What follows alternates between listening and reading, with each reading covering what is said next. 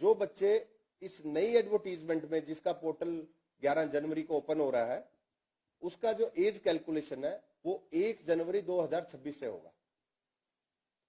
Fresh advertisement में जो बच्चे एलिजिबल हैं नए सीईटी के थ्रू, तो एज रिलैक्सेशन एज पर रिजर्वेशन कैटेगरीज के अकॉर्डिंगली जो एज रिलैक्सेशन है वो सभी को मिलेगा। लेकिन बाकी जो एज रिलैक्सेशन है वो सिर्फ पुरानी एडवर्टीजमेंट के अकॉर्डिंगली ही मिलेगा। कुछ बच्चों ने हाइट रिलैक्सेशन पे भी क्वेरीज की है फिजिकल स्टैंडर्ड को लेके। तो अगर मैं फीमेल्स की हाइट की बात करूं तो जनरल कैटेगरी की फीमेल्स के लिए जो हाइट का क्राइटेरिया है वो 158 सेंटीमीटर है, और रिजर्व कैटेगरी की जो फीमेल कैंडिडेट्स हैं उनका 156 सेंटीमीटर। और जो रेस होगा उसमें 1 किलोमीटर फीमेल्स के लिए 6 मिनट्स में कंप्लीट करना है। Height for male candidates 170 centimetre for general category, 168 centimetre for reserve category, और जो रेस का पैरामीटर है 2.5 किलोमीटर इन 12 मिनट्स। एक्स सर्विसमैन के लिए 1 किलोमीटर को 5 मिनट में करना। एक क्वेरीज आई है मैक्सिमम फीमेल कैंडिडेट्स की कि कुछ पैरामीटर्स जो रेस को लेके हैं कि कुछ प्रेग्नेंट वुमेन्स होती हैं इस टाइम पे, तो उनके आप सब सर्टिफिकेट्स हमें देंगे, मेडिकल सर्टिफिकेट्स देंगे। उसके बाद आप एग्जम्पशन है, लेकिन ज्वाइनिंग से पहले आप लोगों को वो रेस का जो क्वालिफाइंग क्राइटेरिया है वो कंप्लीट करना पड़ेगा। पीएमटी पीएसटी के टाइम पे अगर किसी का प्रेगनेंसी का कोई डॉक्यूमेंट सबमिट करेंगे कमेटी के सामने तो आपको एग्जम्प्ट कर दिया जाएगा फॉर द टाइम भी। ईएसएम, डीएसएम और डीडीईएसएम के सर्टिफिकेट्स को लेके कुछ बच्चों की क्वेरीज हैं। एक्स सर्विसमैन में आपको सीईटी के टाइम पे आप लोगों ने ड्यूरिंग सर्विस भी अप्लाई किया है एक्स सर्विसमैन ने, लेकिन सेकंड स्टेज एग्जाम में आपको डिस्चार्ज के बाद ही आप अप्लाई कर सकते हैं। अगर डिस्चार्ज सर्टिफिकेट आपके पास है तो आप सेकंड स्टेज के एग्जाम के लिए एलिजिबल है। और डिपेंडेंट ईएसएम एलिजिबिलिटी सर्टिफिकेट आपका इशूड और रिन्यूड आफ्टर 12 जनवरी 2025। ये सभी लोग आप ध्यान से इसको नोट कर लें। जो एडवर्टीजमेंट नंबर 14 2024 और एडवर्टीजमेंट नंबर 1 2026, इन दोनों में जो डेट है वो सेम है। 12 जनवरी 2025 के बाद का वो रिन्यू होना चाहिए या इश्यू होना चाहिए। ये बहुत इंपॉर्टेंट है, बहुत लोग इस पे गलतियां करते हैं। अब मैं बात कर रहा हूं रिजर्वेशन सर्टिफिकेट्स की।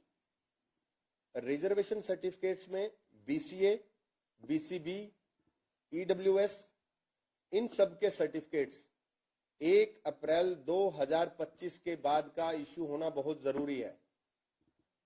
और जिस दिन तक फॉर्म सबमिट किए जाएंगे, last date of form closing date, तो आपके उस बीच के टाइम का होना चाहिए।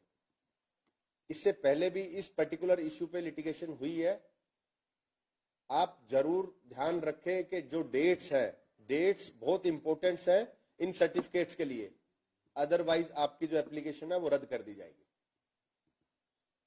कुछ बच्चे बीसीए, बीसीए और बीसीबी में पंचायती राज से रिलेटेड जो सर्टिफिकेट इश्यू होते हैं वो अटैच कर देते हैं, वो मान्य नहीं है। जो बीसीए ए, बीसीबी के जो सर्टिफिकेट्स हैं, हरियाणा गवर्नमेंट का पर्टिकुलर फॉर्मेट है, आप एडवर्टीजमेंट में देखें, हमने फॉर्मेट भी दिया हुआ है, ध्यान से उसको फिल करें। ओबीसी और ईडब्ल्यूएस में कुछ बच्चे हमने बहुत बार नोट किया है, सेंट्रल जॉब्स के रिगार्डिंग जो सर्टिफिकेट बनते हैं उनका फॉर्मेट अलग होता है, आप वो ना अटैच करें। हरियाणा गवर्नमेंट जॉब्स के रिलेटेड जो फॉर्मेट है उसको ही अटैच करें। डीएससी और ओएससी कि जो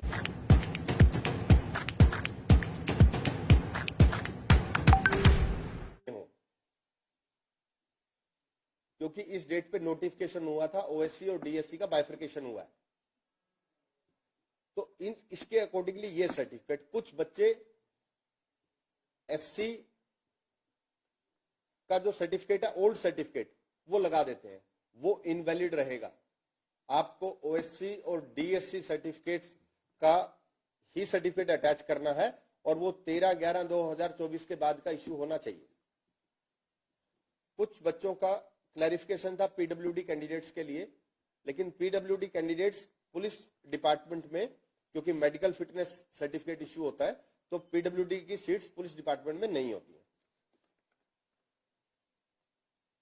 कुछ बच्चों की क्वेरीज थी पीएमटी और पीएसटी को लेके, तो आप पीएमटी और पीएसटी की तैयारियां शुरू कर दीजिए, बड़ा जल्दी हम इसको सेपरेटली इशू करेंगे और आपको पीएमटी पीएसटी का शेड्यूल बड़ा जल्दी आप लोगों को मिलेगा।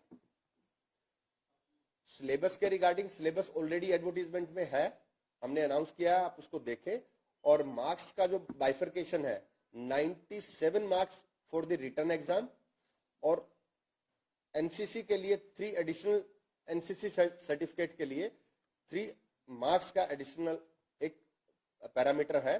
जो बच्चे एनसीसी क्वालिफाइड है, ए बी सी सर्टिफिकेट है, उनको पैरामीटर के अकॉर्डिंगली नंबर्स मिलते हैं।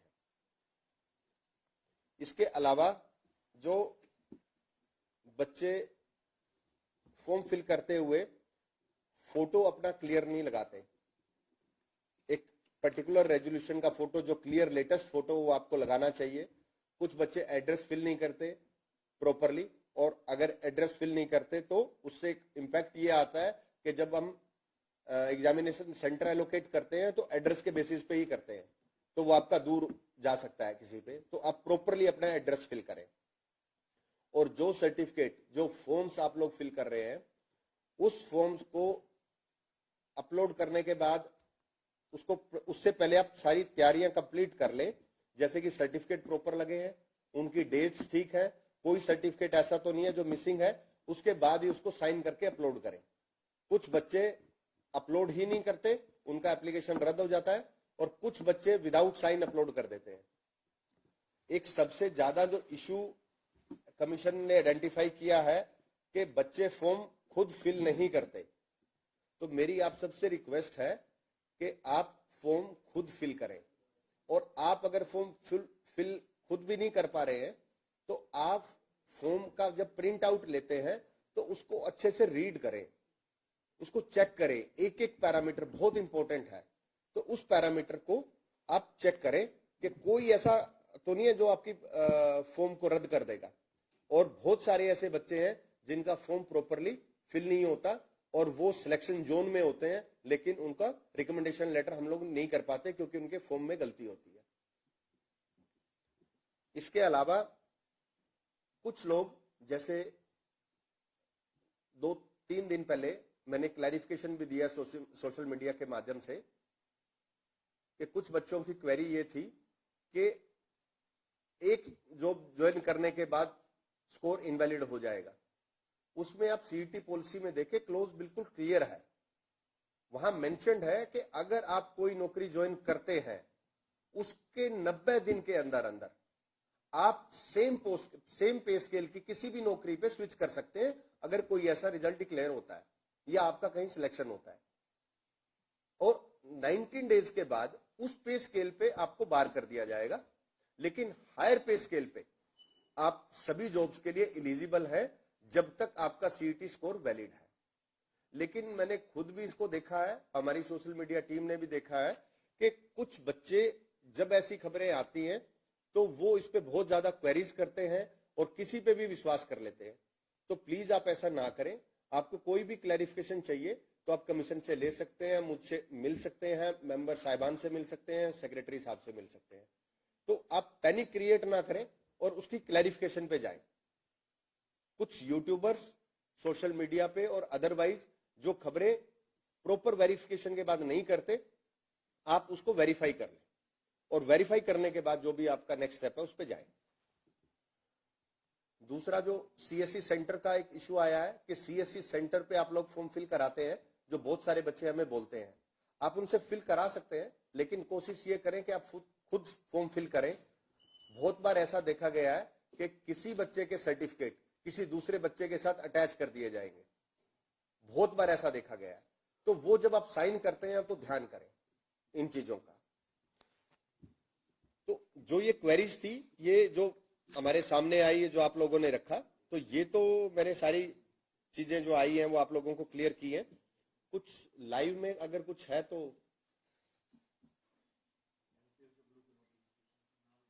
ओके।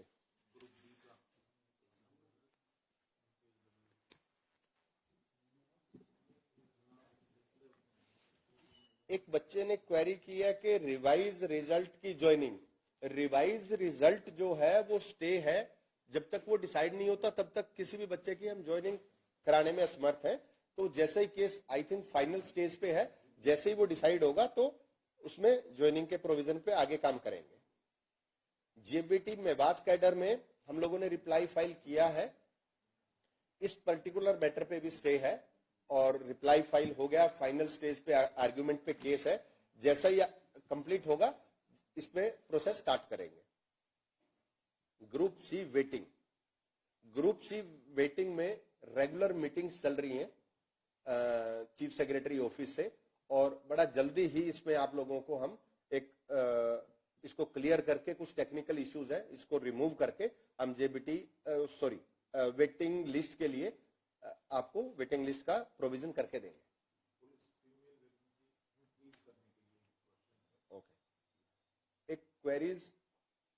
एक क्वेरी आई है कि पुलिस की वैकेंसी जो है वो बढ़नी चाहिए, तो ये हमारे ज्यूरिडिक्शन का मैटर नहीं है। जो रिक्विजिशन डिपार्टमेंट भेजता है हमें उस पर ही काम करना होता है। तो अभी हमें पुलिस डिपार्टमेंट ने 600 का ही किया है, तो इसको हम नहीं बढ़ा सकते, ये यही रिक्विजिशन है, तो इसके अकॉर्डिंगली हमें करना है। भविष्य में जो रिक्विजिशन आएंगी तो उसके अकॉर्डिंगली काम करेंगे।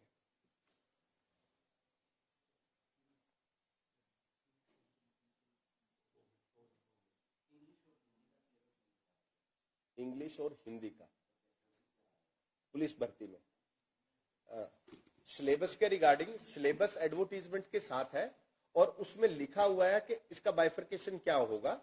उस सारा बाइफर्केशन एडवर्टीजमेंट में आप उसमें देखिए, उसमें हिंदी इंग्लिश सभी बाइफर्केशन उसमें है। तो आप प्लीज जो एडवर्टीजमेंट में जो सिलेबस है उसको अच्छे से ध्यान से पढ़ें।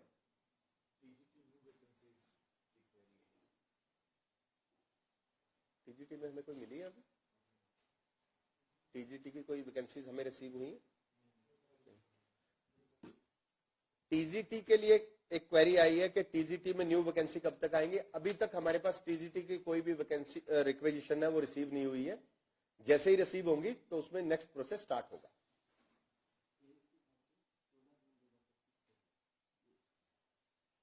जून 2025 मैंने ये ऑलरेडी क्लियर किया कि एज की जो कैलकुलेशन है वो किस डेट पे होगी। जो जिन बच्चों ने एडवर्टीज नंबर 14 2024 को जो अप्लाई किया था उनका एज कैलकुलेशन होगा 1 सितंबर 2024 को, और जो नए उसमें अप्लाई कर रहे हैं नई एडवर्टीजमेंट में उनका होगा 1 जनवरी 2026 को। ये एज कैलकुलेशन एज पर पुलिस रूल्स है, तो उसके अकॉर्डिंगली होगा। तो इस पे आप ध्यान से इसको देखेंगे, एज कैलकुलेशन ऐसा होगा और ये आपको सॉफ्टवेयर भी रिफ्लेक्ट करेगा, आपकी जॉब को दिखाएगा जब आप फॉर्म फिल करेंगे।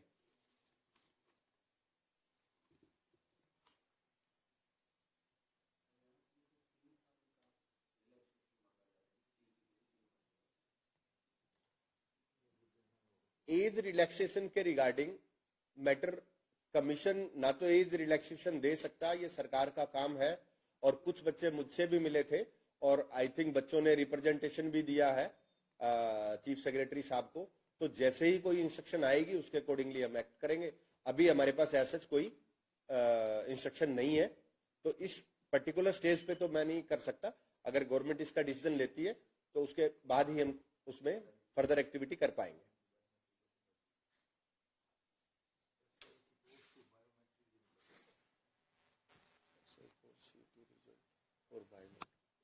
एक बच्चे का सीईटी रिजल्ट से बायोमेट्रिक में कुछ बच्चों के बायोमेट्रिक नहीं हो पाए थे, उन सभी बच्चों के स्कोर कार्ड में हमने मेंशन किया है और बड़ा जल्दी आप लोगों को शेड्यूल देंगे। आपको जनवरी में भी हो सकता है और फरवरी के फर्स्ट वीक तक हम इसको स्टार्ट कर देंगे।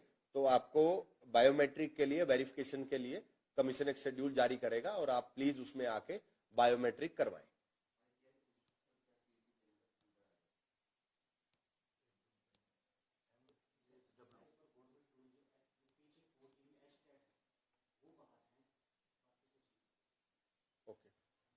जो सीईटी पॉलिसी में कुछ पर्टिकुलर पोस्टें हैं जो सीईटी में रखी गई हैं, जो टीचिंग है जैसे टीजीटी है, पीआरटी है, इनको बाहर रखा गया है सीईटी से, और बाकी जो सभी पोस्टें हैं वो सीईटी के अंडर आती है।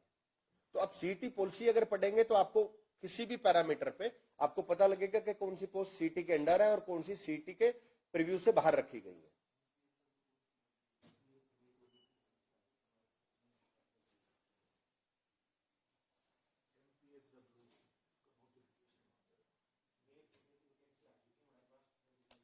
इसमें तो नहीं कर रहे हैं हम आज वाले में। इस साल में हमने 5500 वैकेंसीज तो ऑलरेडी एडवर्टाइज कर दी हैं। आज हम 3112 और पोस्टें एडवर्टाइज कर रहे हैं जो पीछे विड्रॉ की थी। आज वो सारी, क्योंकि आज उनका लास्ट डेट है, तो आज हम उनको एडवर्टाइज कर रहे हैं और इनका नंबर है 3112।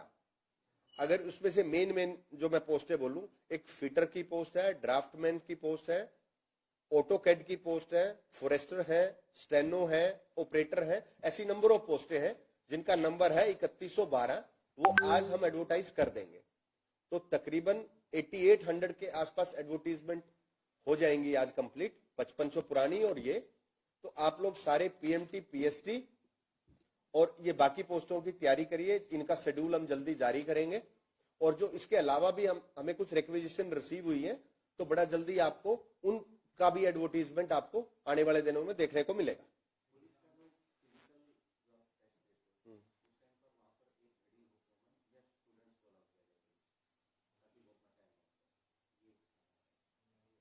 एग्जाम में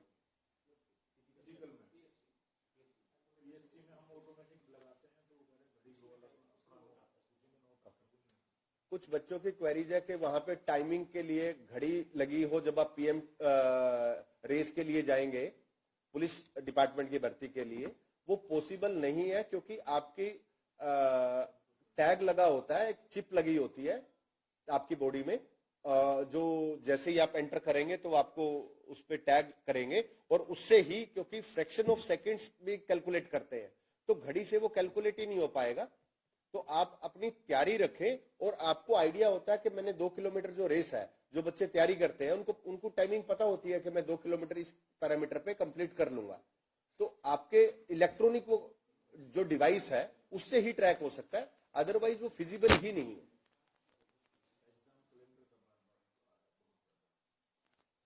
एग्जाम कैलेंडर को लेके कुछ बच्चों की क्वेरीज है।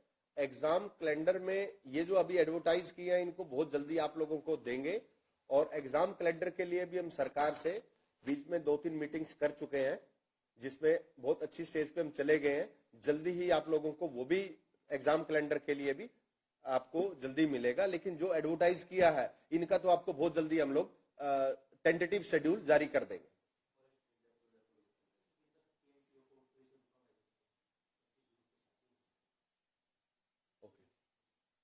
फॉरेस्ट रेंजर का जो रिजल्ट है, फॉरेस्ट रेंजर में पीएमटी पीएसटी हो चुका है, लेकिन क्योंकि बीसीए ए और बीसीबी का जो रिजल्ट स्टे हुआ है ये उसके बाद डिक्लेयर होगा। जैसे स्टे वकेट हो जाएगा इमीडिएटली हम इसका रिजल्ट डिक्लेयर कर देंगे।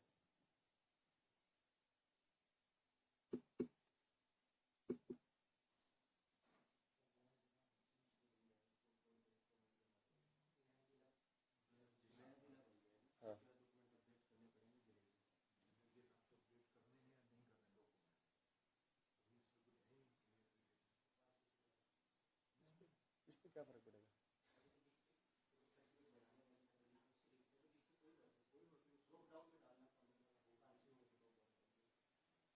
एक बच्चे की क्वेरी आई है कि हांसी जिला अलग बन गया तो आपके उस पर कोई इम्पैक्ट आएगा फॉर्म फिलिंग पे, तो ऐसा कोई इम्पैक्ट नहीं आने वाला।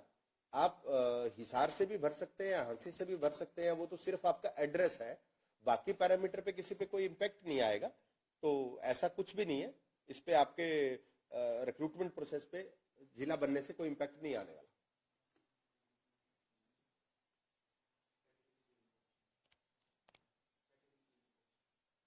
कैसे?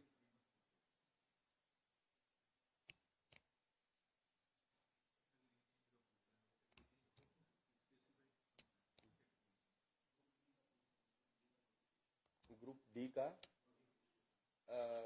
जो ग्रुप डी का सीईटी एग्जाम, ग्रुप डी के सीईटी एग्जाम में जैसे आप लोगों ने सोशल मीडिया पे भी देखा है, हमारी तैयारियां चल रही हैं।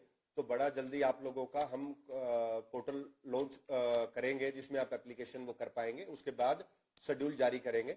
और बहुत सारे बच्चों को ये क्लियर है क्योंकि कुछ डिपार्टमेंट ने नोडल अफसर भी अपॉइंट कर दिए हैं। तैयारियां लास्ट स्टेज पे है, जल्दी ही आपको पोर्टल ओपन हम लोग करेंगे।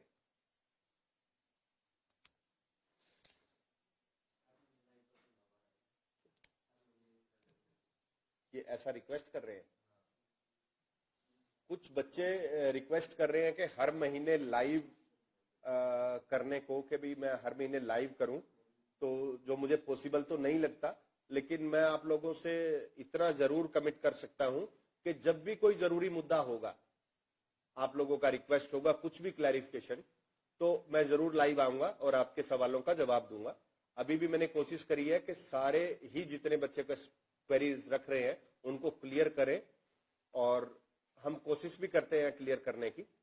तो वो मेरा जरूर आपसे रहेगा कि अगर जब भी जरूरत होगी मैं लाइव आने को लिए हमेशा तैयार हूं। अगर लाइव आने से कुछ फायदा होता हो बच्चों का, तो मेरी तरफ से कभी भी ऐसा नहीं होगा कि मैं नहीं आऊंगा, मैं जरूर आऊंगा। हर महीने लाइव आना ये थोड़ा सा मुश्किल हो जाएगा, लेकिन जब भी जरूरत होगी तो मैं जरूर आऊंगा।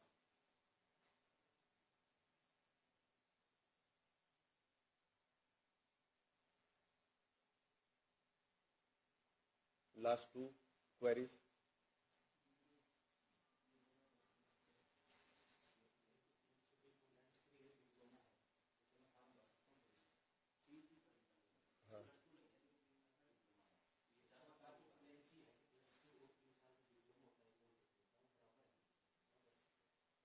एक बच्चे की क्वेरी है कि कुछ बच्चों की क्वेरीज है कि मैं +2 पास नहीं हूं लेकिन 10th के बाद मेरा 3 साल का डिप्लोमा है। तो डिपेंड करता है कि डिप्लोमा किस चीज का है, क्या है, डॉक्यूमेंट्स पे देख के। लेकिन ओवरऑल मैं एक चीज कह सकता हूं, अगर 10वीं के बाद कोई डिप्लोमा 3 साल का है तो इक्विवेलेंसी होती है, तो इक्विवेलेंसी के अकॉर्डिंगली +2 वो बच्चे अप्लाई कर पाएंगे। लेकिन ये सब्जेक्ट टू सब्जेक्ट वेरी करेगा कि आपका किस चीज का डिप्लोमा है, कहां से है। लेकिन ऐसा पैरामीटर है आपके, अगर 3 साल का डिप्लोमा है तो आप उसमें एलिजिबल हो सकते हैं। तो आप सर्टिफिकेट चेक कर लें, और कोई ऐसा पर्टिकुलर है तो कमीशन में आके विजिट कर लें, कमीशन में हम लोग आपको क्लैरिफाई कर देंगे।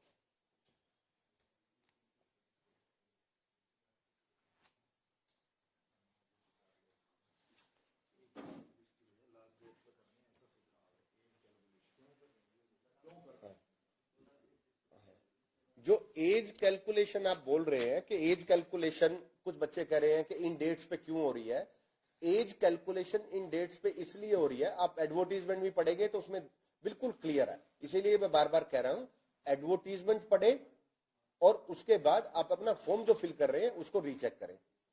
डेट एज जो कैलकुलेशन है वो पुलिस रूल्स में डिफाइंड है कि पुलिस रूल में जब भर्ती होगी किस डेट को काउंट होगा। जिस महीने में भर्ती होगी, जब भी होगी, उसकी फर्स्ट डेट को एज कैलकुलेट करेंगे, ऐसा पुलिस रूल्स कहते हैं। तो हमें उनके अकॉर्डिंगली ही ये एज कैलकुलेट करना पड़ेगा।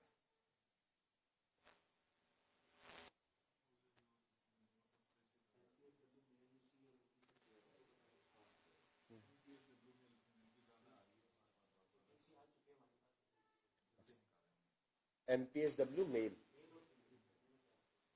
बहुत ज्यादा क्वेरीज है एमपीएसडब्ल्यू मेल और फीमेल, तो दोनों की रिक्वेजिशन हम पे आ चुकी हैं और हम जल्दी ही उसको, जैसे आज हम 2 एडवर्टाइज कर रहे हैं, आपको आने वाले 2, 4, 5, 10 दिनों में आपको इनकी भी वैकेंसीज की एडवर्टाइज हम इनको कर देंगे।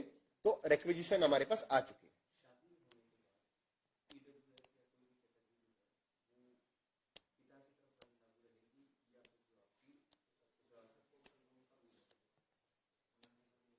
हर डिपार्टमेंट में अलग अलग है।